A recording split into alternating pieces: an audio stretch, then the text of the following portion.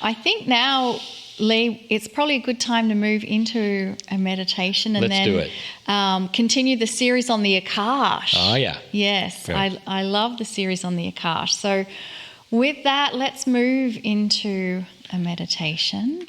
And this is your time. So whatever has happened through the week for you, put yourself in a place where you're free of distraction. No thing around you that's going to interrupt you coming home to you. And so I invite you to close your eyes and just attune to what is going on internally within your beautiful vehicle of consciousness that is here on the planet with you now. Just allow that breathing to soften within your beautiful vehicle of consciousness that is supporting you in these amazing times of awakening and shift on the planet. And within this vehicle of consciousness, there resides multidimensional aspects that connect you to the oneness of everything, and yet there is information related to your soul experience. It is the same soul that experiences lifetime after lifetime after lifetime on the planet. Each of us get to experience a unique expression of life that is part of the Creator, and yet having this perceived individual experience. How does your experience affect the whole? And how does the whole experience affect you individually? For everything is connected in a beautiful multi-dimensional soup of divine loving energy. And all this contained within your vehicle of consciousness. What a beautiful experience, what a beautiful body we have. And in this experience now, there is nothing to do. Simply relax, open to the possibilities of what you have within yourself. And let us now hear more from the magnetic master about the beauty of the akash of the human. Greetings, dear ones. I'm Kryon of Magnetic Service. Indeed, the system of the akash is beautiful. The entire system is not a system that some have looked at and said, well, this is somehow a system of punishment. That's what they said. They look at the energies, for instance, of karma and all and say, well, you've got to get it right, or you're going to have to go through some things because you didn't. Are you aware that almost all of your spiritual systems feature what I would call a human scenario of reward and punishment? Have you thought about that? This is not the system of God. We told you early on, the system of spirit is one that honors your magnificence and gives you tools so you can discover it. Nowhere in there is punishment. Nowhere in there is judgment either. Loved without measure, beyond measure. Meaning you can't even measure how much you're loved. Not a punishing God. So the system of karma is part of that, a beautiful system that makes sense, that's rewarding, and that has things in it, especially for the shift that are starting to occur. I want to tell you about the grand school of the Akash. One of the things that you don't really think about in the Akash and the system and the way it all works is what it might mean as it's collectively experienced life after life after life after life in the measuring of wisdom.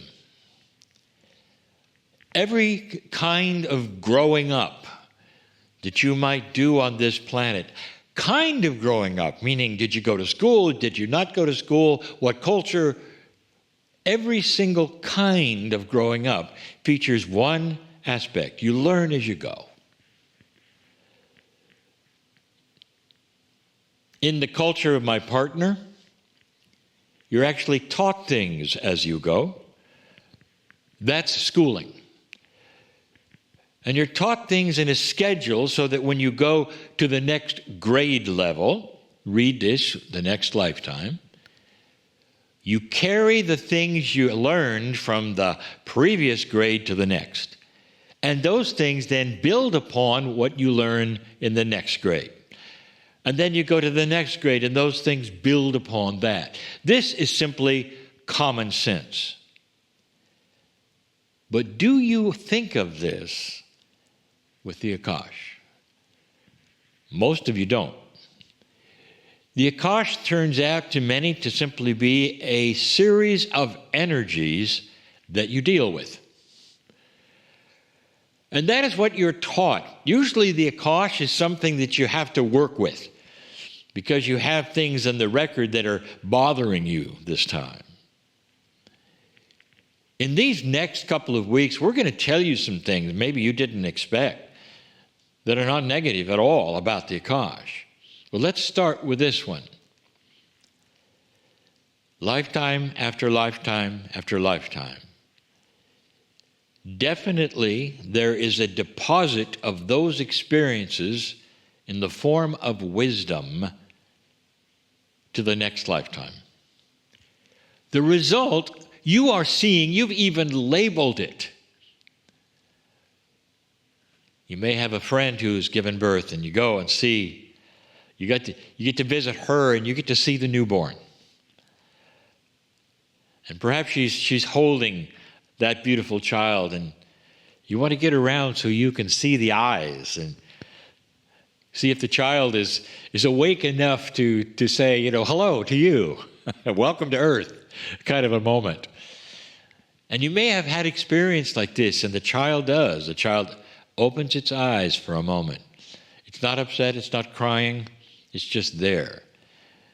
And for that instant when your eyes meet, you say, there is an old soul. Where did that come from? This is a subconscious acknowledgement of past life expressions on each other, combined with each other, in a series with each other, being the school of the soul. That you learn, and what is the result? Wisdom. Have you ever wondered why children are so different? I have given you this information before. It's not just that you have a variety of children or a variety of chemistry within them. One set of parents can have a child that is just all over the place and you cannot control, and you wonder, where did that come from? Because the parents are not like that. And the child will then do things, the parents, it shocks and surprises them, and they'll have interests that the parents never had. And then there'll be another child come along, and they're so sweet. And they don't do any of the things the first child did. And you'll go, oh, There's such a variety from the same chemistry, the same DNA pairing, and yet it's vastly different. Have you ever thought about that? Welcome to the akash. One child may be here for the first time and has to figure everything out. We'll touch everything. We'll put everything in its mouth. And everything is a mystery. They'll even grow up to be that way in a certain way. You'll say A to them, and they'll answer with B. It's almost like they never were given a question. They have no clue about life on the planet. And they're learning, and they're learning. You can see it. Even as young adults, they seem mystified by certain things that happen around them. And another child, just the opposite. It's almost like you can say, what's different about you? And they'll look at you and say, well, been there, done that. They understand life, and nothing surprises them. In fact, their reactions are a whole lot better than you ever expected. They're better than the parents. What is going on? An old soul will be this way. Been on earth many times, has it figured out, and is wise beyond their years. That's even part of the affirmation, perhaps, for this entire month. What a coincidence. What I want to tell you, and the reason I'm saying this, is that almost anyone who wishes to watch the program of this week and finds themselves being blessed by it is an old soul. It's a soul who understands there's more to what is here than you think. It's the old soul that says, I don't know what I don't know, and I'm okay with that, because what I don't know is magnificent. It's a human being who will grow up and say, I think that I can surpass even the things that people think are unsurpassable. I believe intuitively, they will say, that I can heal myself, that consciousness has power. All the kinds of things that you wouldn't expect to have happen on your own. You'd expect that would be in some kind of shamanic training, wouldn't you? And here comes a person that seems to know it. There are so many being born right now, like child prodigies that can play the piano or the violin at young ages. They're growing up, and they're giving you signs of wisdom even in the family they're in.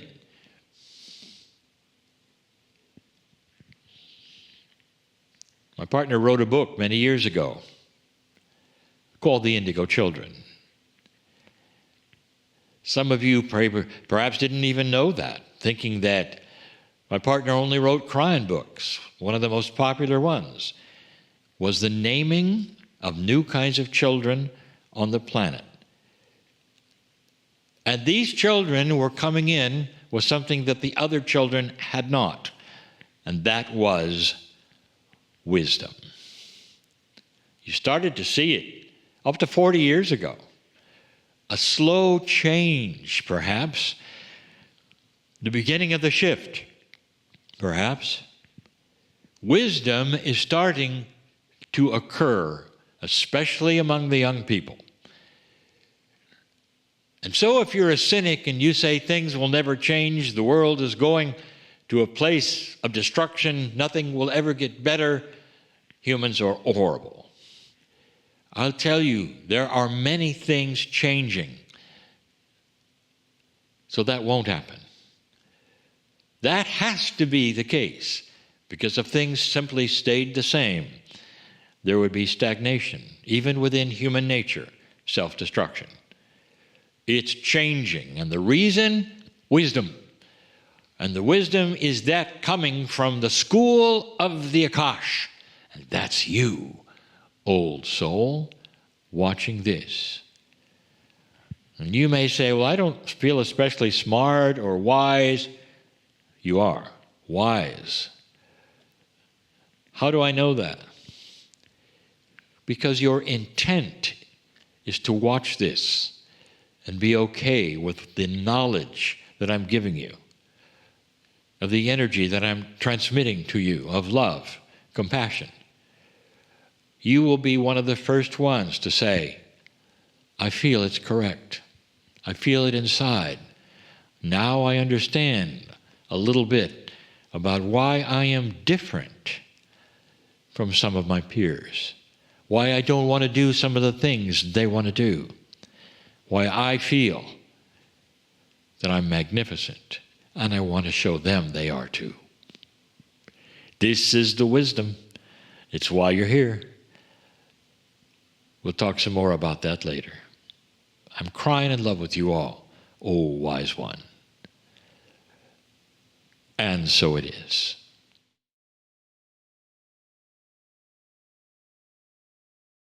And following that powerful message from Kryon, I invite you to bring those beautiful energies back with you as you begin to awaken back into your body. Bring your awareness back into your body. As you can tell, I'm finding my own words, bringing my own self back into my body after that beautiful energy, that beautiful transmission. If you've had your eyes closed, I invite you to open your eyes. And this next guest has had just some incredible, almost unbelievable, except I know that they are believable, experiences that she's going to share with us this evening. Her name is Sue Frederick, and I want to make sure Sue is on the Zoom feed with us. Sue, are you there? I'm here. Oh, wonderful. Well, we are so delighted, and we are going to tell everyone about you. And in the telling everyone about you, we do mention that Sue is a reverend, but I want to add a rider into that, saying that she is not your traditional reverend. It was with the Unity Village, and it's a very different kind of ministry. But before I continue, Lee, I think you want to... I'll let people know who she is. Reverend Sue Frederick. It's channel, clairvoyant, claircognizant, and clairaudient. That's a mouthful, but that's who she is. Wow. She receives wisdom from guides and departed loved ones to help you heal grief and find your purpose. With her powerful intuition, she uses sacred numerology and mystical information to facilitate access into a divine lens to heal your life. So, Reverend Sue draws upon decades of spiritual study and powerful inner wisdom to help clients fulfill their soul's mission. As an ordained Unity minister, lifelong intuitive, past life and between lives soul regression therapist, a master numerologist, intuitive coach and spiritual guide, Sue has helped thousands of people to realign with their soul's purpose and to connect with their departed loved ones in very therapeutic conversations. Sue's been a guest on hundreds of radio shows and TV interviews and features in major magazines and newspapers. She's also the author of 11 books. Wow. After suffering a tragic loss, Sue became a sacred numerology practitioner, and that happened since '81. She brings a deeply enlightened perspective to using numbers as navigational tools for deciphering the soul's journey and connecting to departed loved ones. I believe in that. Everybody knows we're into numerology here. Sue, welcome to our program. It is such an honor to be with you both. You're such beautiful souls. I feel like we're old friends, and I just found you again in this lifetime, and I'm grateful. We're grateful too. And yeah. I would love you to start at the beginning, because it's quite a story that brought you to some realizations and got you going. Yeah. Well, I like to say that I think grief, I call her Divine Mother. Grief is our greatest spiritual teacher, that whenever we have a devastating loss, it's a beautiful soul agreement to wake us up to our higher consciousness. Of course, we can say yes or no, it's our free will. But when I was 29, my beautiful mountain climbing husband, Paul Frederick, we were mountain climbers together in Colorado, felt pretty invincible, you know. And he had some stomach problems, and suddenly he was diagnosed with colon cancer, and he was only 32, 33. I was 29. And we went through a year of trying to heal him in every way, conventional and alternative. But the higher lesson, which we got shown by guides and spirit, and especially Chief Fool's Crow from the Sioux traditional healing community, he did an amazing ceremony with us and made it clear that Paul had chosen this soul exit point for a reason, and that I had chosen to walk it with him to help me wake up. And then when Paul crossed, he took me on my first shared death experience. And for any listener who doesn't know what that is, Raymond Moody, who coined the term near-death experience, also talks and wrote years ago about shared death experiences where a loved one in their moment of crossing lifts us up to the divine realms to show us that there is no death, that the soul lives on, and to teach us important spiritual concepts that we can then carry into our everyday life. And Paul, being my greatest teacher in this lifetime, certainly did that for me. And many people have experienced this. So I just want you all to know you may have even experienced it and you wrote it off. And in Paul's case, I was holding him in my arms when he died of cancer. And he and his mother and I were on each side of him, holding him. And we said, "You're free to go. We love you. And we set you free to the higher realms." And without any struggle, he'd been in a coma for days. But when we said those magic words, he took the most beautiful conscious sigh, and his soul lifted out of his body. And his mother and I both saw it and felt it viscerally and in every way. And it just opened our hearts so much. And it brought both of us into this ecstatic feeling of feeling and seeing his spirit move on and be so happy and free. And that night, he was in bed with me in full form, showing me that he was still alive and letting me feel even his physical presence next to me. And then a being of light reached over me and tapped him, and he had to rise back up again. But he kept coming back and teaching me. I was not in my body for almost a month. And everything that would happen during a day, he would be saying to me in his voice, "That is divine order in action. You may not think it is, but everything is in divine order." And even, my car suddenly breaking down on the road one day, and I'm sitting there crying in my car thinking, "Oh, I don't have the money to fix this." Paul is whispering in my ear why this happened and where it's going to lead me to. And I guess one of the more significant ones was he showed me, one night I said, "I've got to find an apartment to live in tomorrow. I have to move and I don't know what to do." And I made a list of apartments to go check out the next day. And that night, Paul took me on a journey into showing me the apartment that I would end up living in for the next 7 years. And it was this gorgeous apartment with windows, floor to ceiling, and kind of a spiral staircase in the middle. And a little boy was showing it to me in the dream. And the next morning, as I pulled out with my long list of places to go, that one wasn't on the list, but I saw this for rent sign. And I just thought, actually, I didn't think. Paul's voice said, "Turn into that driveway." And I did. And this little boy was there, the son of the landlord. Yeah. Oh, wow. And the little boy, I said, "Can you show me the apartment?" And he said he called his mom and his mom said, okay. And so this little boy was walking me into the exact apartment that Paul had shown me in the dream. So he had found this apartment for me. And so for anyone who's lost a loved one, I just help you recognize that, especially when they first cross, they know what we're going through. They are trying so hard to help us and to lift us up out of our grief and even solve problems for us that we're facing. But we have to listen and trust that those signs and those things, those dreams, are all real. So that was my first one.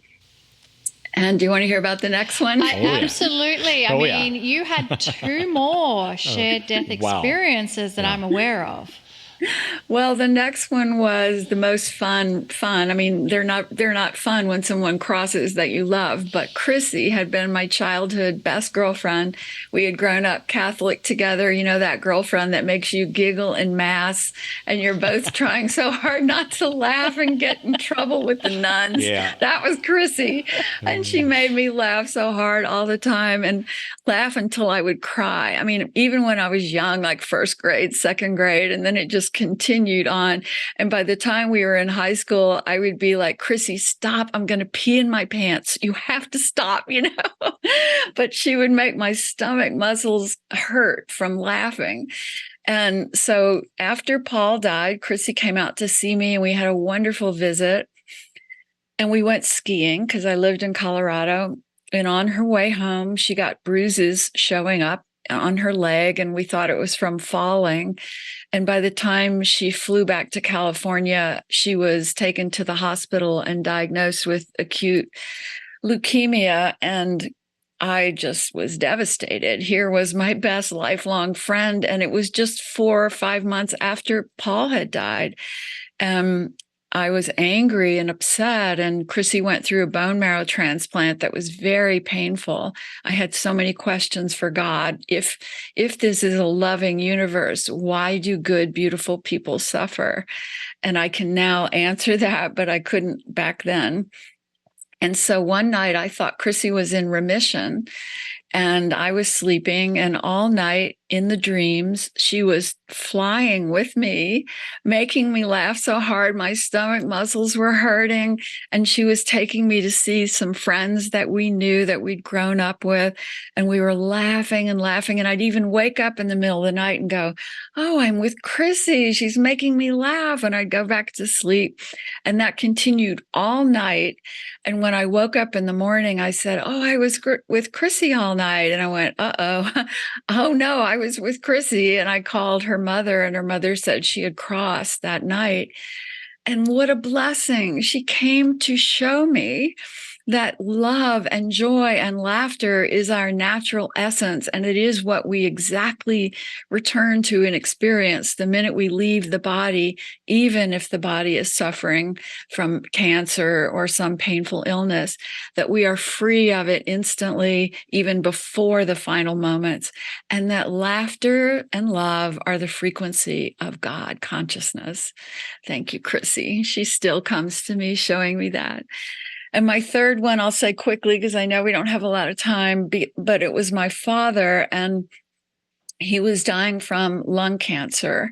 And he had always wanted me to return to the Catholic Church because I had grown up Catholic and I was quite devout as a child. But then, as we do, when I got out on my own and studied different things, Buddhism, Hinduism, unity, Course in Miracles, Theosophy, I just knew that there wasn't one path to God. But my father, I loved him so much, and he was my loving parent growing up. And he said on his deathbed, he said, Sue, I need for you to become Catholic again so that I can find you. It was so sweet. You know, he didn't say, so you can be saved or anything. He said, because I know where I'm going and I need to find you there. And it was so sweet that I said yes. And we called in the priest. I wanted my dad to feel at peace. And the priest gave me the confession and the communion and everything right there in the room. And my dad was so happy. He had tears coming down his eyes. And so he crossed within a couple days. And actually, the moment he crossed was quite a powerful shared death experience again. So, as some of you may relate to, I was kind of the black sheep of my good Southern Catholic family because I always had a very different path and a very different point of view. And so at the moment of my dad's crossing, I said, "Hey, I have a strong knowing that dad is going to cross today and I'd like to be with him." And my family said, "No, it's your turn to babysit for all the kids," because we all had kids, all my siblings. They said, "You need to take the kids home and get them down for a nap." And this is my family of origin dynamic, you know. And I just went, "All right, whatever," and got the kids in the van and brought them home and to my mom's house. And we got them down for a nap. And as soon as I got him for a nap, I sat in meditation. And this is very important for people to know that we have to be quiet enough to receive. And I'd been meditating since the 70s. So it was natural for me to want to sit and meditate. And instantly my father appeared in front of me, and he was young and happy and healthy and laughing, and he was making me laugh. And he had always been so silly and funny when he was younger and healthier. And we had missed that part of him as he got older and got sick. But in this vision, he was young and making me laugh again. And I was joking with him. And all of a sudden I went, "Dad, what are you doing here?" And I opened my eyes and I realized, wow, Dad's out of his body. And I picked up the phone and called the hospital room.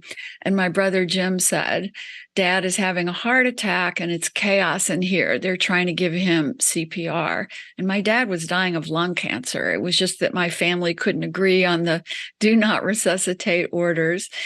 And so my dad had come to me even